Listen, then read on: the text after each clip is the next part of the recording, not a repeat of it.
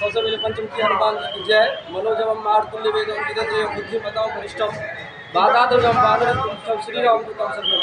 और अहाँ के चैनल के माध्यम से जते देखै छै हमरा हम हटा दै छियै जे हर साल के बहुत ई साल जे छै से पंचमुखी के स्थापना दिवस सह वार्षिक समारोह मनायल जाइ छै। ताहिमे बहुत धूमधाम से हम सब देख सकैत मनबै छियै और हिनकर जे स्थापना दिवस होइ छै एहिमे समस्त भक्तजन सब हाजिरी और बड़ा हर्षोल्लास के साथ मनायल जाइ छै।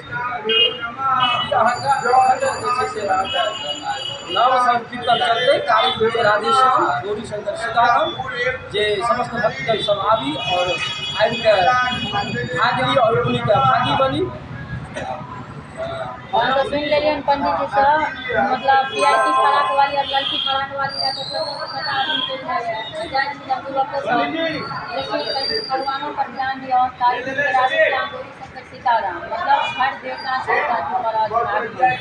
आगमन में जे कि हमर वीडियो देखे थी जुड़ल थी वो सब आदमी टाइम निकाल कर सहयोगी बने के कोशिश करब। 5 मिनट के गान जरूर कोशिश करब। नाच गान देखला से कोनो ज्ञान नहीं मिले ज्ञान